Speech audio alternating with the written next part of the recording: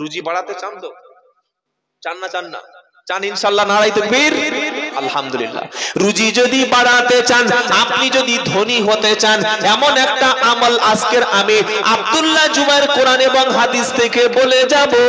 ওই আমলটি যদি আপনি করতে পারেন, আল্লাহর নবী বলেছেন অবশ্যই আপনি তাড়াতাড়ি ধনী হয়ে যাবেন। মাল ধরে বলে যে এইবার তাকবীর দিচ্ছে, ধনী হবে বলে। আহা, ধনী হবো ইনশাআল্লাহ। এক নাম্বার আমল কি?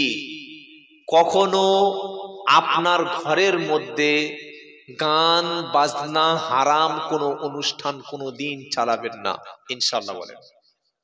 হারাম গান বাজনা, অশ্লীলতা, কিংবা এই যে সিরিয়াল, বাড়ির মেয়েরা সিরিয়াল দেখে তো? দেখে না? সন্ধ্যা 7টা বাজলে 8টা বাজলে সবাই রেডি হয়ে মাথায় কাপড় দিয়ে রিমোট নিয়ে বসে আছে কখন সিরিয়াল শুরু হবে। যারা দুনিয়ায় সিরিয়াল দেখেছো, কিয়ামতের দিন আল্লাহ চোখ তুলে ওখানে আগুন ভরে দেবে। মনে রেখে দিও, যে মেয়েগুলো টিভির মধ্যে এসে সিরিয়ালে অভিনয় করে, ওরা হাজী সাহেবের মেয়ে তো, ওরা মুফতি সাহেবের বউ তো। প্রত্যেকটা মেয়ে হচ্ছে চরিত্রহীনা, বারাঙ্গনা, পতিতা, দেহ ব্যবসায়ী, যৌনকর্মী।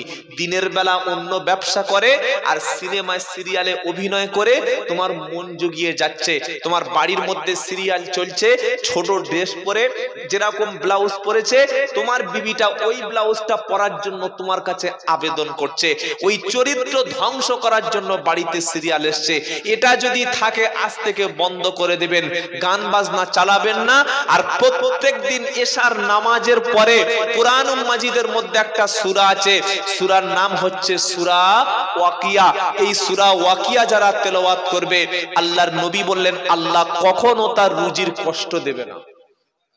সুবহানাল্লাহ। এখন বলার দরকার নাই, কাল সোমবার বিকাল 4টার সময় একবার বলে নেবেন। জোরে বলুন না সুবহানাল্লাহ। রুজির কথা বলে দিলাম। রাতারাতি ধনী হওয়ার জন্য গান বাজনা, সিরিয়াল সব বন্ধ, আর রাতে সূরা ওয়াকিয়া তেলাওয়াত করব ইনশাআল্লাহ। ওয়াকিয়াটা কোথায় পাবেন? 27 পারা সূরা রহমানের নেক্সট সূরা। সূরার নাম কি?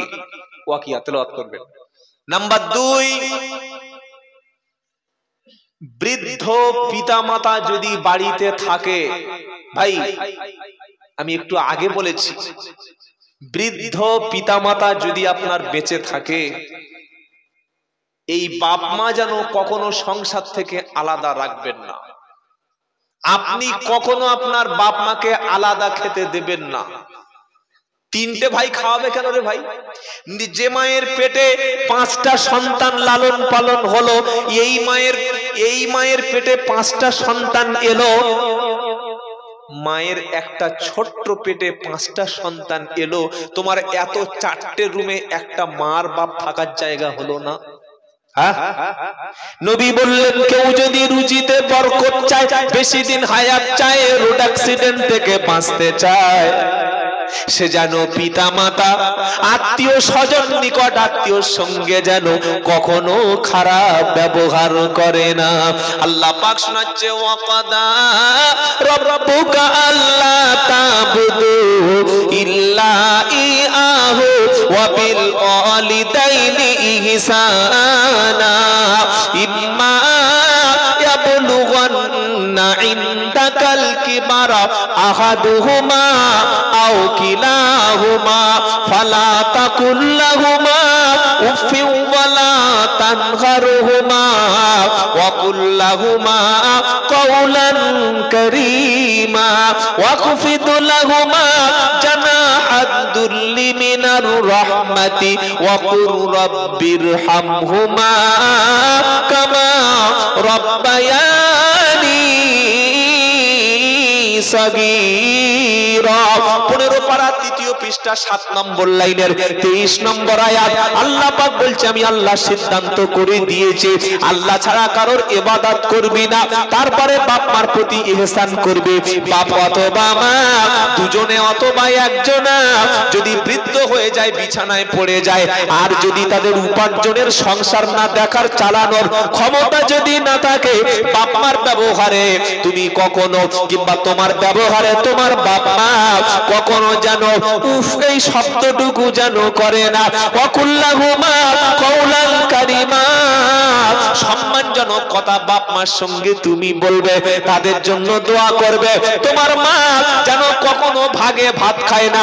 তুমি ছেলে, তুমি তোমার মাকে বলো আম্মা 2.5 বছর তুমি আমাকে খাইয়েছো, 20টি 22টি বছর আমি বিয়ে না করা পর্যন্ত মা তুমি তো আমার জন্য ভাত খুলে বসে রাখতে মা। রাত 10টা বেজে গেছে, সন্তান বাড়ি আসি নাই মা, ততক্ষণ পর্যন্ত তুমি তো আমাকে না খাইয়ে ঘুমিয়ে পড়োনি মা। আজ তুমি বৃদ্ধ হয়ে গেছো, কেন ভাইদের কাছে খাবে মা?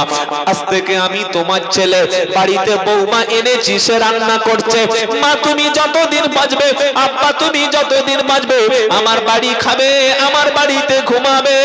এটা যদি তুমি বলতে পারো, কোনো মৌলবীর তাবিজ লাগবে না, তাড়াতাড়ি ধনী হবে। বিশ্বাস হয়? এই বিশ্বাস হয়? বলছে হুজুর তাবিজ দাও। কেন? বলছে ব্যবসায় লালবাতি জ্বলে গেছে, এখানে একটা দিয়েছে, এখানে একটা তাবিজ, এখানে একটা তাবিজ। আর বাপকে বলছে আমার বউটা করে জীবনে বরকত হবে না। আমি বলে দিয়ে যাচ্ছি, আজকের বাড়িতে গিয়ে বাপ মাকে ঘরে তুলে আনুন, আজকে রাত্রে গিয়ে তুলে আনুন, খেতে দেবেন, সকাল সকাল বাপকে খাওয়াটা দিয়ে দেবেন। মায়ের হাতে সপ্তাহ তো 100 টাকা হাত খরচ দেবেন, দেবেন ইনশাল্লাহ? ইনশাল্লাহ বলেন না ভাই। বাপের হাতে সপ্তাহে 100 টাকা হাত খরচ দেবেন। জলসার দিনে শালির তো হাত ভরিয়ে খাইয়েছেন, শালিকে 500 টাকা দিয়েছেন, বুড়ো বাপটার হাতে 100 টাকা দিয়েছেন যে আব্বা 100 টাকাটা রাখো, তুমি খাবার খাবে। ঈদের দিনে দিয়েছেন বাপের একটা লুঙ্গি, মায়ের একটা কাপড়, মায়ের একটা জ্যাকেট, বাপের একটা মোজা কিনে দিন, দেখবেন কোনোদিন অপমান হতে হবে না। সুবহানাল্লাহ বলেন, রুজিতে বরকত ফিরে আসবে। নাম্বার 3, প্রত্যেক দিন 100 বার লা হাওলা ওয়ালা কুওয়াতা ইল্লা বিল্লাহ পড়বেন। লা হাওলা ওয়ালা কুওয়াতা ইল্লা বিল্লাহ পড়বেন, রুজির বন্দোবস্ত আল্লাহ করে দেবে। সুবহানাল্লাহ বলেন। নাম্বার 4, বেশি বেশি দান করবেন। শুধু দান, শুধু দান। কিরকম দান? পকেটে আছে, কেউ চাইলো দিয়ে দিলেন, আপনি যে দিলেন না, ওই যে আপনার ঘাটতিটা হয়ে গেল, আগে আল্লাহ ওটা খুব দ্রুত পূরণ করে দেবে। সুবহানাল্লাহ। আশ-শাইতানু ইয়াইদুকুমুল ফাকরা ওয়া ইয়া'মুরুকুম বিল ফাহশা ওয়াল্লাহু ইয়াইদুকুম মাগফিরাতাম মিনহু ওয়া ফাদলা। আল্লাহ বলছে শয়তান মানুষকে দরিদ্রের ভয় দেখায়। এই জলসা টাকা পয়সা দিস না, মসজিদে দিবি না, মাদ্রাসা দিবি না, কি হবে দিয়ে? বেশি বাচ্চা দিবি না, একটা ছেলে একটা মেয়ে। মুসলমানদের এখন অবস্থা, একটা বাচ্চা, একটা ছেলে একটা মেয়ে।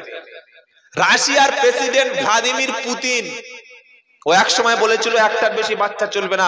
সেদিন মায়েদের পায়ে ধরে বলছে 9টা করে বাচ্চা নে। আপনারা শোনেন নাই?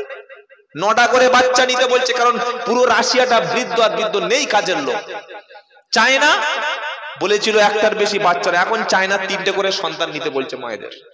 আর আমাদের কিছু হুনু নেতা আছে, তারা বলছে, কেন্দ্র থেকে বলে দিচ্ছে, বলে একটার বেশি বাচ্চা, 2টোর বেশি বাচ্চা নেওয়া যাবে না, নিলে তার আই কার্ড, আধার কার্ড, সমস্ত ভারতের নাগরিকত্ব কেড়ে নেওয়া হবে।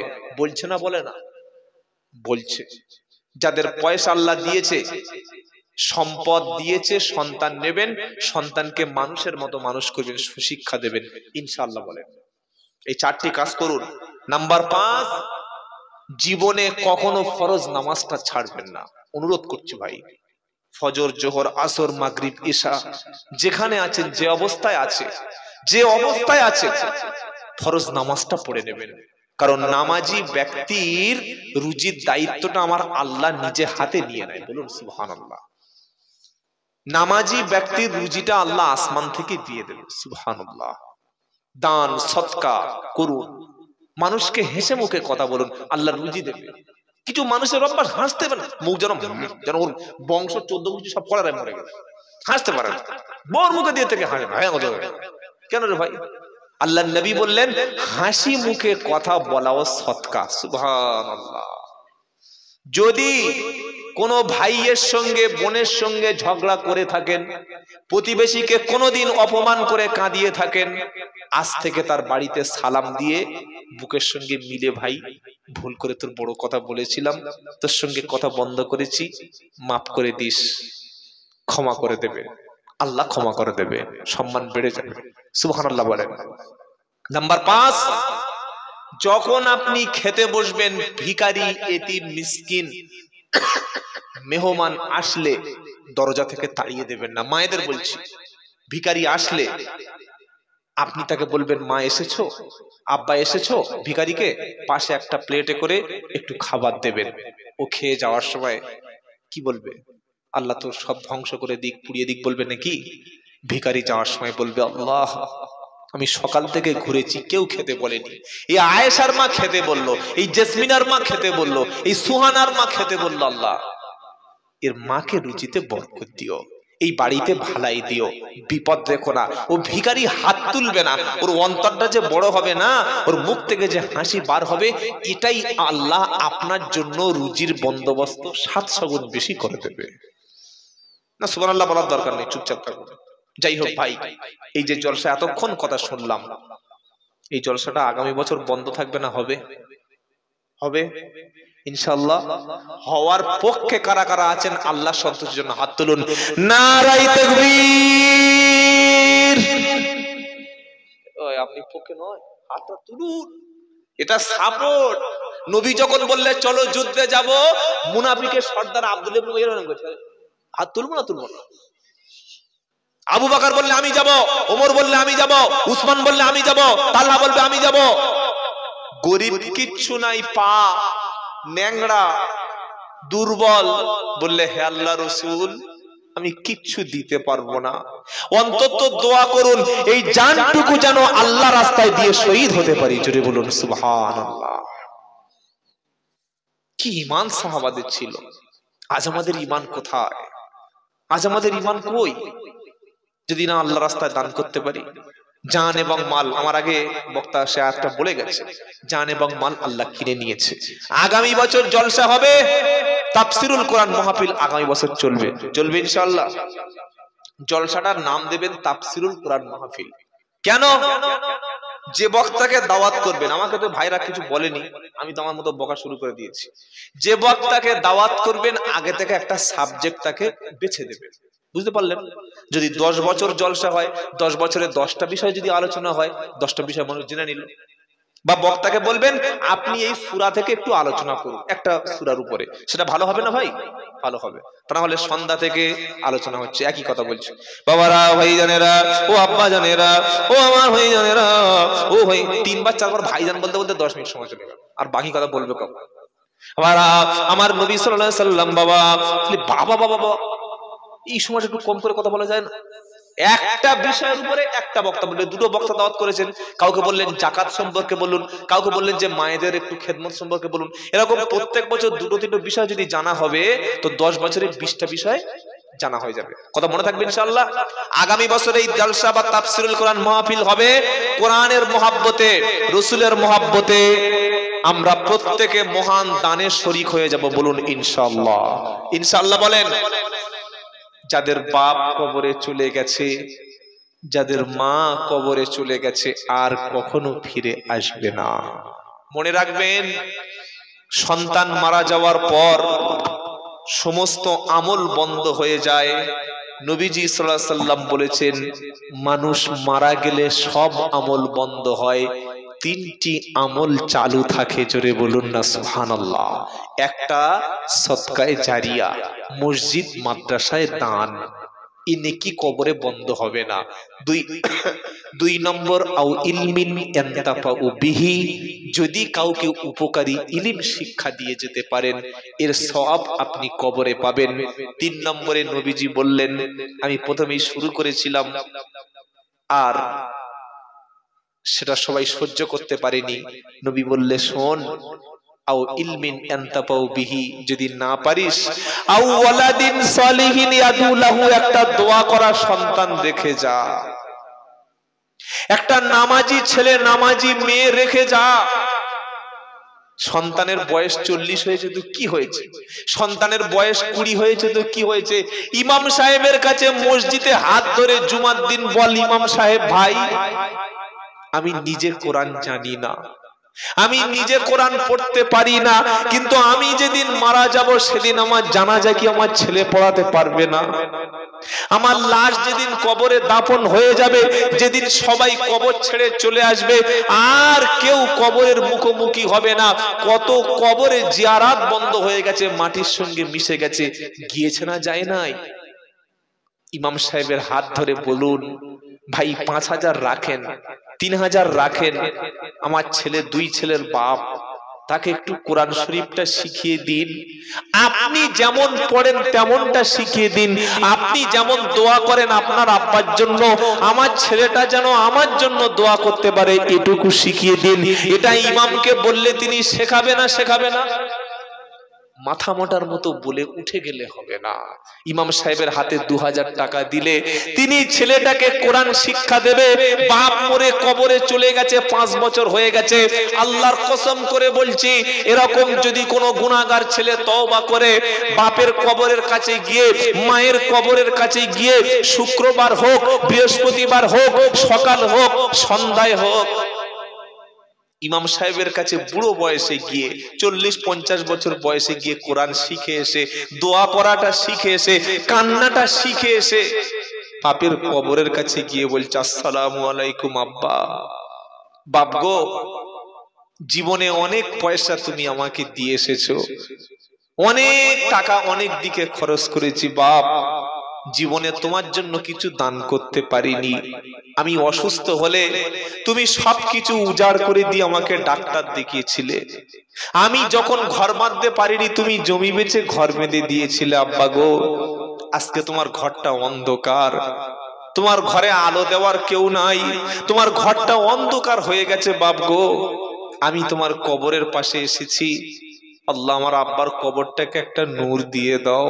আয় আল্লাহ, আমি বৃদ্ধ বয়সে কোরআন শিখেছি, বাপের জন্য কাঁদতে শিখেছি আল্লাহ, শিখে এসে বাপের জন্য কাঁদছি, ওগো আল্লাহ আমার বাপের কবরটায় তুমি যেন একটু জান্নাতের বিছানা বিছিয়ে দাও।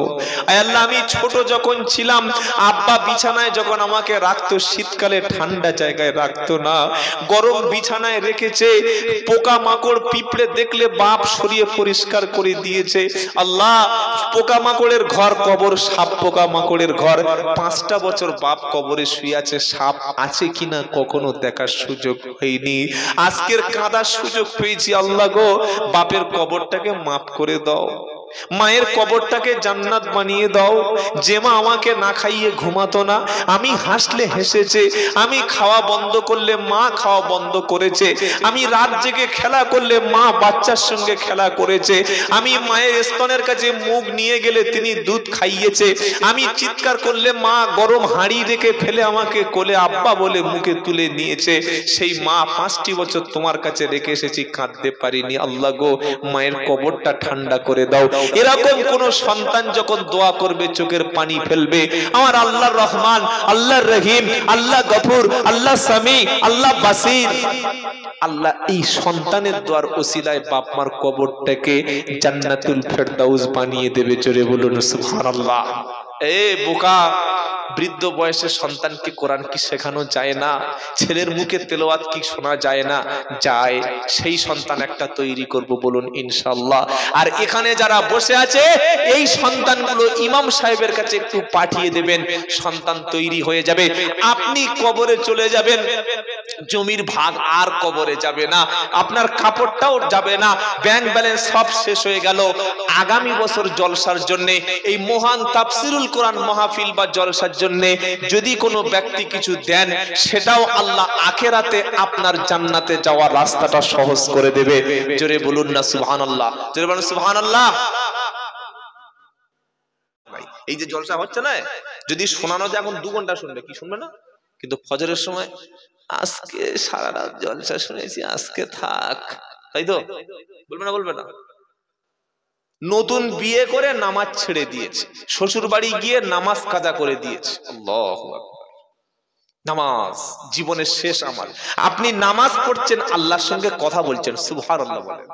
নামাজ নাই, আল্লাহর সঙ্গে সম্পর্ক ছিঁড়ে গেছে, কাট আপ হয়ে গেছে, ব্রেক আপ হয়ে গেছে, কোনো সম্পর্ক আল্লাহর সাথে নাই।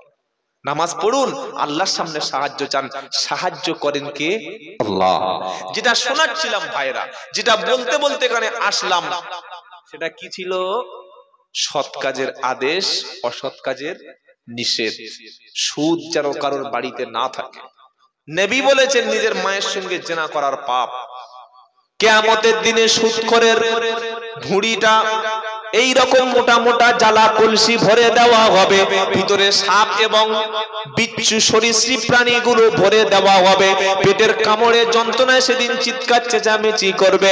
সেদিন স্বামী বলবে, বিবি আমি তো টাকা এনেছিলাম, এ টাকার ভাগীদার একটু তুমিও তো হয়েছিলে, আজকের পাপের ভাগীদারও তুমি অল্প করে হও।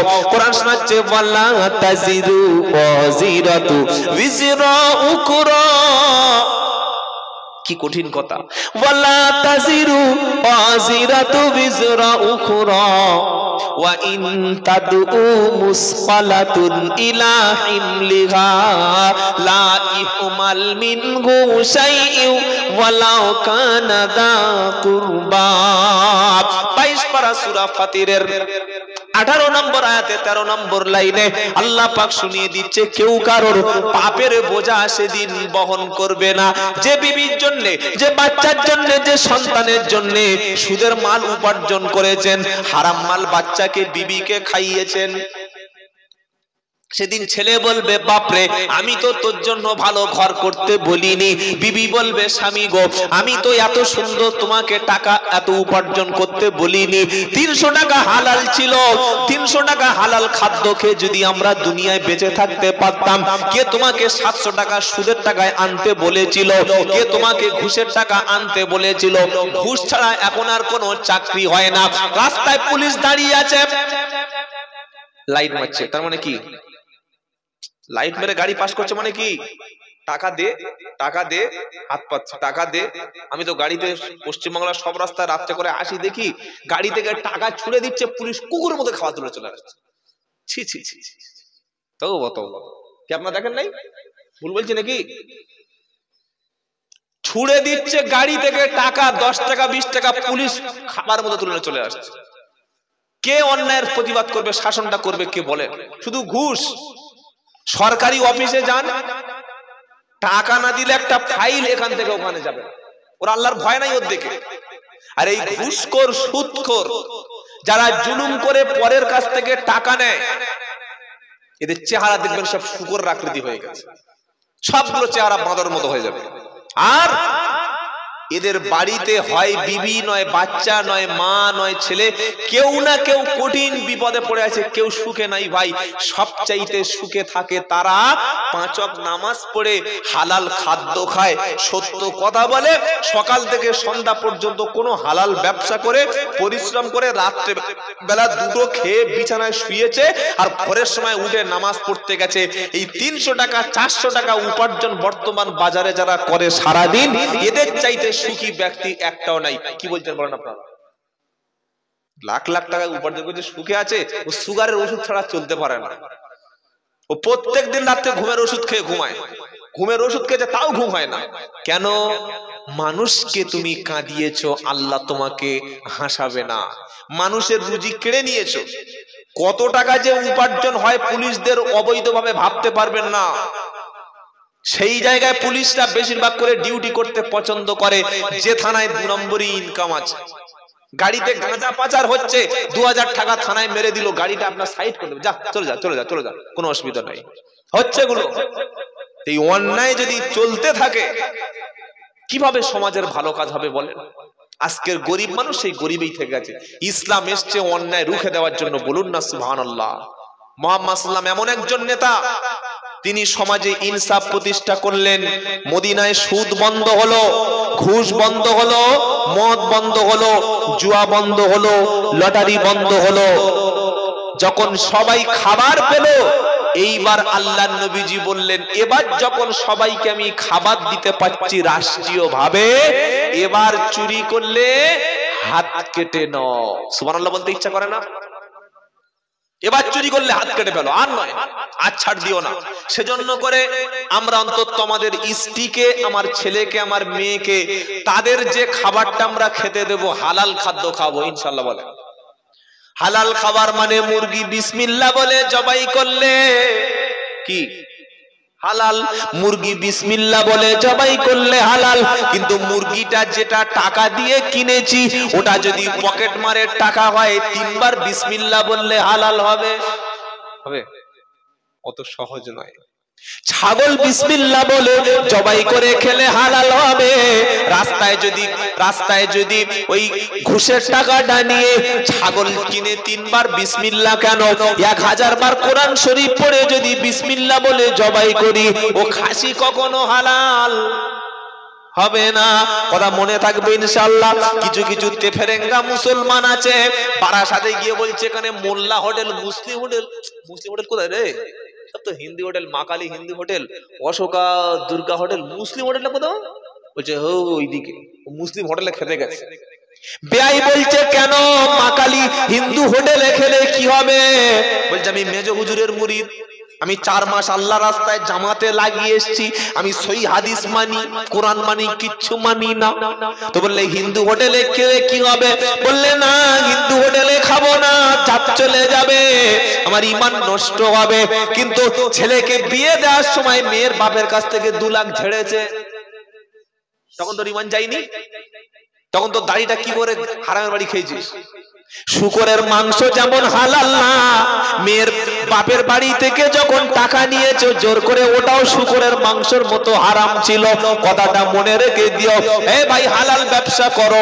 প্রত্যেক যুবককে বলছি, যুবক ভাইয়েরা হালাল ব্যবসা করো, বসে বসে সময় নষ্ট করো না।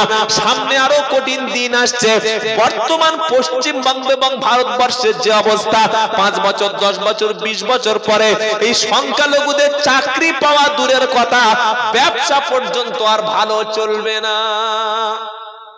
যদি বলে কেন ব্যবসা চলবে না?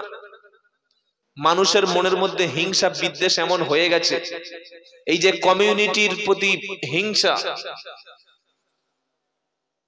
এমন অনেক লোক আছে যারা মুসলমান দোকান থেকে মালও পর্যন্ত কিনতে চায় না। আপনি জানেন? জানেন না, আমি বলে দিয়ে যাচ্ছি। হিংসা এসে গেছে মানুষের মধ্যে। আগে হিন্দু মুসলমানের মধ্যে ভ্রাতৃত্ব একটা সম্প্রীতি থাকতো, এখন সেই জিনিসটা আস্তে আস্তে করে দূর হয়ে যাচ্ছে। তবে আমরা যারা মুসলমান, আমরা আমাদের প্রতিবেশীর সাথে ভালো আচরণ করব, বলুন ইনশাআল্লাহ। হোক হিন্দু, হোক খ্রিস্টান, যেই হোক না কেন, প্রতিবেশীর সঙ্গে খারাপ আচরণ করবেন না। নিজের স্ত্রীকে কখনো ঠকাবেন না, নিজের স্ত্রীকে কাজের লোক বলে মনে করবেন না। অনেক লোক বলে মেয়েরা, এই তো ছেলে বড় হয়ে গেছে, তুই আর কতদিন পরিশ্রম করবি, খেটে খেটে বুড়ি হবি, ছেলেটার বিয়ে দে, একটা কাজের মেয়ে আসবে। বলে না, বলে না, বলে না। এইটুকু কমন সেন্স ইনসাফ নাই। ছেলের বিয়ে দিলে যে মেয়েটা আসবে ওটা কাজের মেয়ে? হ্যাঁ, তাহলে তুমি যদি তোমার ছেলের বউটাকে কাজের মেয়ে হিসেবে নিয়ে এসে তাকে সকাল থেকে সন্ধ্যা পর্যন্ত জামা কাপড় কাচানো, রান্না করানো, পরিশ্রম করানো সব যদি করে রাখো, তো তোমার মেয়েটা যখন শ্বশুর বাড়ি গিয়ে পরিশ্রম করবে তখন কিরকম মজা লাগবে তোমার? নিজের মেয়েকে শুয়ে রেখেছে, 9টা পর্যন্ত উঠবি না, তোর ভাবির ভরবলা ডেকে দিবি, সব কাজ করবে। এই ইনসাফ আজকের শাশুড়ির মধ্যে এই বেইনসাফি শুরু হয়েছে না হয়নি? হয়েছে। রাত্রেবেলা দোয়া করছে, আল্লাহ সত্যি একটা জামাই পেয়েছি, আল্লাহ এত দারুণ জামাই, আমার মেয়ের কথা শুনে, মেয়ের কথা শুনে ওঠে, মেয়ের কথা শুনে চলে, সবকিছু মেয়ের কাছেই চলে। আল্লাহ আমার ছেলেটা খুব খারাপ, আল্লাহ ছেলেটা বউয়ের কথা শুনে, আল্লাহ কি হবে জানি না। আল্লাহ কিরকম দোয়া করছে বুঝতে পারছেন? বুঝতে পারেন আপনারা? হিকমত ধরতে পারেননি? দোয়া করছে, আল্লাহ ছেলেটার হেদায়েত করে দাও, আমার ছেলে আমার বউয়ের কথা ছাড়া কারোর কথা শোনে না। আল্লাহ, আল্লাহ ছেলেটা বিগড়ে গেছে, আল্লাহ আর জামাইটা ঠিক পথে আছে, আমার মেয়ের কথা শোনে। কত বড় বদমাশ, চিন্তা করে, কত বড় বদমাশ। ইনসাফ করুন। নিজের পুত্রবধূটা সেটা একটা মেয়ের মতো মনে করো, সেটা একটা মেয়ে। যারা বিয়ে করেছেন স্ত্রীকে দাসী ভাবা বন্ধ করুন। স্ত্রী দাসী নয়, কাজের মেয়ে নয় রে ভাই, ওটা তোমার সাথী, ওটা তোমার হৃদয়, অর্ধাঙ্গিনী, পোশাক, ওটাই তোমার হার্ট। বিশ্বনবী স্ত্রীকে কি ভালো না বাসতেন, কখনো স্ত্রীকে হাত দিতেন না। সুবহানাল্লাহ বলেন। স্ত্রীর ভুল ত্রুটি ক্ষমা করবেন। স্ত্রীকে সবার সামনে কুকুরের বাচ্চা, অসভ্য, মূর্খ, অশিক্ষিতর বংশ এসব গালাগালি করবেন না। কিছু মুসলমান আছে করে না, স্ত্রীকে সবার সামনে তুচ্ছতাচ্ছিল্য ব্যবহার করে, ব্যবহার কারে বলে? বিশ্ব নবীর কাছ থেকে শিখুন। মদিনার মসজিদে এসে পেশাব করতে শুরু করেছে অমুসলিম। আপনাদের এই মসজিদে যদি জুমার দিন কোন যুবক ছেলে পেশাব করে, কি করবেন? তাড়াতাড়ি বলেন, কি করবেন? তাড়াতাড়ি বলেন। ওটা ওনার ভাষা নয়, এটা সমাজের ভাষা। হয়তো উনি বলেছে, আর কেউ বলতে পারে। কি বুঝতে পারছেন না? হয়তো আমার বাবু উনি বলেছে সাহস করে, কিন্তু এটা আমাদের মনের কথাটাই বলেছে, তাই তো নাকি? হ্যাঁ, অভ্যাস। আমরা মাথা নাড়ছে মানে অভ্যাস আমাদের আছে। এটা আমাদের সমাজ শিখে এসছে ছোটবেলায়, অন্যায় করলে মেরে ফেলে দেবো। বিশ্ব নবীর মসজিদ, আপনাদের এই মসজিদে 50,000 রাকাত নামাজের যে সওয়াব, মদিনার মসজিদে 1 রাকাতে সেই সওয়াব। সুবহানাল্লাহ। বিশ্ব নবীর মসজিদ, আর মসজিদে তো বসে আছে নবী, আবু বকর, উমর, উসমান, আলী রাদিয়াল্লাহু তাআলা আলাইহিম আজমাইন বসে আছে। পেশাব যখন শুরু হলো, ওমর ফারুক যাচ্ছে, গলার কলার ধরে টেনে আছড়ে পোঁটা বার করে দেবে, মায়ের জন্মের দুধটা ভুলিয়ে দেবে। নবী বলছে, দাঁড়াও দাঁড়াও দাঁড়াও ওমর, দাঁড়াও প্লিজ, রুখে যাও, ওর পেশাবটা কমপ্লিট হতে দাও। সুবহানাল্লাহ বলতে ইচ্ছা করলো না? পেশাব যখন হয়ে গেল, নবীজি তখন ডেকে বললেন, কি কাম করলে? কাজটা তুমি কি করলে? এটা কি মসজিদ তোমার জানা নাই? এটা পবিত্র স্থান, আমরা এখানে সেজদা দিই। এমন ব্যবহার যেন আর তুমি কখনো করো না। লোকটা এই ব্যবহারটা পেয়ে সঠিক পথ রাস্তা পেয়ে গেল। জোরে বলুন সুবহানাল্লাহ। এত ক্ষমা নবীজি করতেন, নবীর মতো বড় ক্ষমা পৃথিবীতে কোনো ব্যক্তি করতে পারবে না। সুন্দরতম আখলাক ছিল দয়ার নবীজির, দিনের তারে ছিলেন তিনি অতি বড় বীর, অতি বড় বীর। সুন্দরতম আখলাক ছিল দয়ার নবীজির, দিনের তারে ছিলেন তিনি অতি বড় বীর। সবাইকে তিনি করিতেন ক্ষমা, সবাইকে তিনি করিতেন ক্ষমা, করুক যতই বড় ভুল, নামটি তাহার বিশ্ব নবী মুহাম্মদ রাসূল, মুহাম্মদ রাসূল। জোরে হবে না সুবহানাল্লাহ? কি নবী আমার, ক্ষমা করে দিয়েছে। আপনার ছেলে ভুল করছে, এটা ক্ষমা করেন, হেদায়েত পেয়ে যাবে। পাড়ায় দুটো ছেলে বসে বসে বাজে কাজ করছে, মিষ্টি ভাবে বলুন, দাওয়াত দিবেন মিষ্টি সুরে, হেদায়েত পেয়ে যাবে। মানুষকে বকে ঝোঁকে নয়। বদমেজাজি আর ঝগড়াটে ব্যক্তি কখনো জান্নাতে প্রবেশ করবে? জোরে বলেন না। আমাদের কিছু মানুষ আছে প্রতিশোধ নিতে পারলে মনে করি আমি বিশাল কিছু হিরে বনে গেছি। কি একটা ভুল করলো, এমন ভাবে হাত চালিয়ে দিয়ে, কি হয়েছে কি হয়েছে? না আমি জিতে গেছি। কি জিতে গেছি? লোক দুটো বড় কথা বলে জিতে গেছিস? হ্যাঁ, বড় কথা বলে জেতা যায় লোকের সম্মান, হয়তো ভাবছে যে বিশাল বড় কথা বলেছি, বড় কথা বলে সম্মান জেতা যায় না। মানুষকে ক্ষমা করলে যেটা পাওয়া যায়, প্রতিশোধ নিলে সেটা পাওয়া, জোরে বলে, যায় না। আরে ভাই কি হলো? মেশিন ফল্ট হচ্ছে, এই দেখছেন আমি যেটা বলছি সেটাই হয়। উনি একটা মেশিনের সমস্যা বলে, লোক সত্যি আপনাদের, আল্লাহ বারাসাতের লোকদের প্রতি রহম করো আল্লাহ। আল্লাহু আকবার। এই ছেলে পুলে তাহলে কি হবে? দত্তপুকুরের লোক সর্বনাশ, ধরতে বললে বেঁধে আনে। কয়েকবার তকবীর দিন দেখি, না রাই তকবীর, ওদিকে আর নাই, নারাই তাকবীর, বাৎসরিক ইসালে সওয়াব।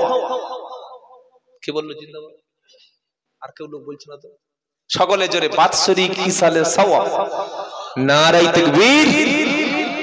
আপনি তাকবীর দিলেন, এটাকে তৃণমূলের স্লোগান না কংগ্রেসের স্লোগান, সিপিএম এর না বিজেপির স্লোগান? তাকবীরটা হচ্ছে মুসলমানদের স্লোগান। বলুন সুবহানাল্লাহ। আপনি আল্লাহু আকবার বললেন, আল্লাহ আপনি আল্লাহ জিকির করলেন, আল্লাহ আপনার নাম স্মরণ করলো। সুবহানাল্লাহ। আপনি দুনিয়ায় বসে একবার আল্লাহু আকবার এটা বললেন, আল্লাহ আপনার মতো বান্দার নামটা 70 বার স্মরণ করলেন।